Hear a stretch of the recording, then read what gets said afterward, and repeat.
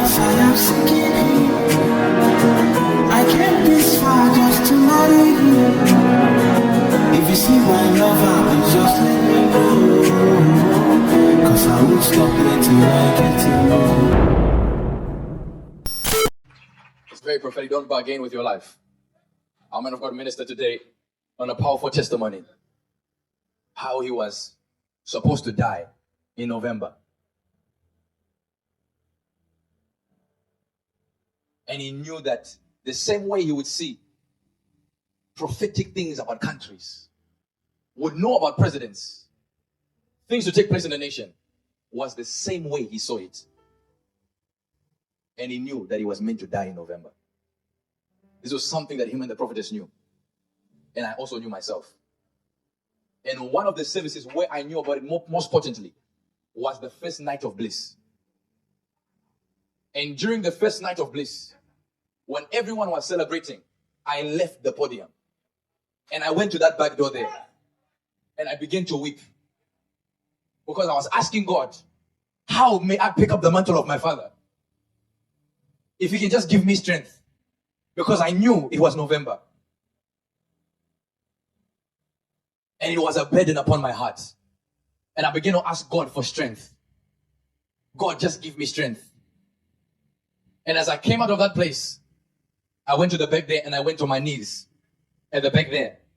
And I began to ask God, give me the strength to pick up the mantle of my father and move this ministry. And he had constant visitations from an angel reminding him of the time, that the time was close. And he spoke about this testimony today. This is why I'm free to speak up on it.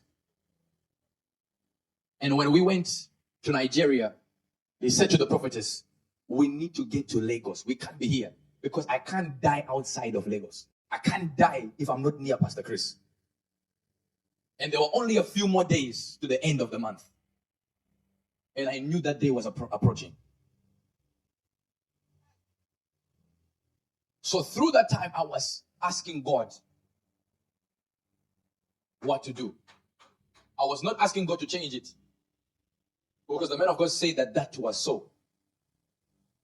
I just asked God, what shall I do? So when I heard weeks prior that I'll be going to Nigeria, I knew that it was God building me up.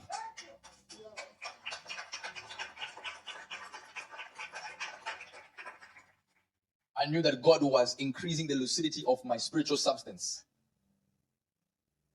So I was so filled with joy to go to Nigeria and just be there to see Pastor Chris.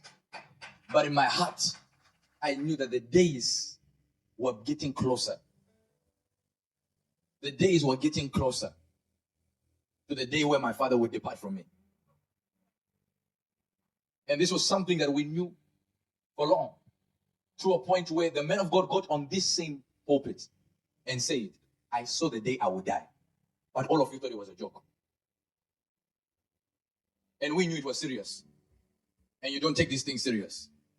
And he said, I saw the day I would die. And he said, it's not now, but it's soon.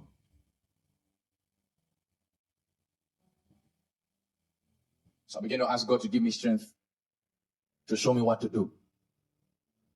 If it is so that my mother and I will lead this ministry, just show me what to do. And during that conference, on the Saturday, I'm just reiterating the testimony of the man of God. I remember that Saturday, the man of God saying, in the morning we are leaving. He said, in the morning we are leaving Nigeria. Pack your bags. We were told by prophetess to pack our bags because prophet said, I'm not going to the service tomorrow. That's true, sir. All of us were told to pack our bags. We packed our bags. Everything was packed. Yes, sir. Early hours of the morning. And every single night I could not sleep because I knew it was November. I knew the day that he said the month that he saw his life being departing from himself was November. Assistant Pastor Washi was there. We were in the same room. Same room here. You never sleep. Not every night would I sleep. True. It would be bothering me. True. Even for me to speak like this is the strength of God sustaining me.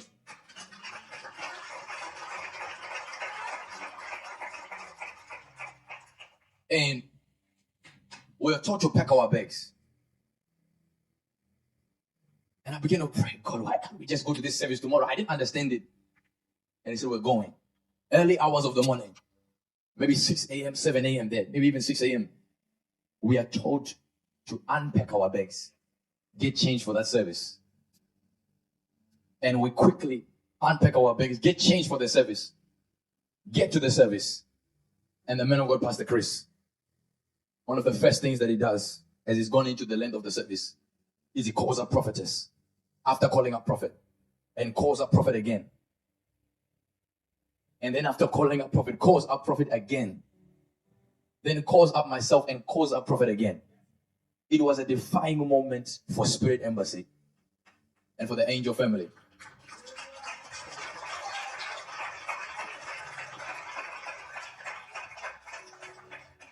And all I began to pray was like, God, when you send me back, please just give me the strength. I've not been in Spirit Embassy London for 4 weeks. But it's not that I've not been in the UK for 4 weeks. I was in the UK. The plan was never for me to go to New York. It was for me to be here. Because I was supposed to be here due to my father not being here. And Pastor Chris calling the prophet, he calls the prophet up. And as he calls the prophet, instantly, he blows upon the prophet. And as he blows upon the prophet, he picks up the prophet and whispers into his ear, I was told by the Spirit of God to blow life into you.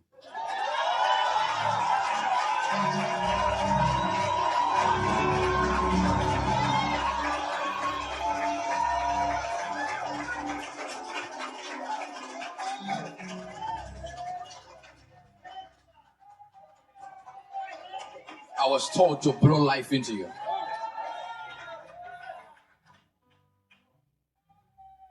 And after that service, they begin to exchange notes. The prophet had an exact visitation of what took place, happening. And Pastor Chris begins to confirm. But just imagine, from the beginning of the year to November, literally dying. And knowing that this weight, this burden is upon my shoulders. I don't know how I will take it. So when I come here, minister, no, I'm not here for you. I genuinely mean I'm here to tell you about my Father, and that's Jesus Christ.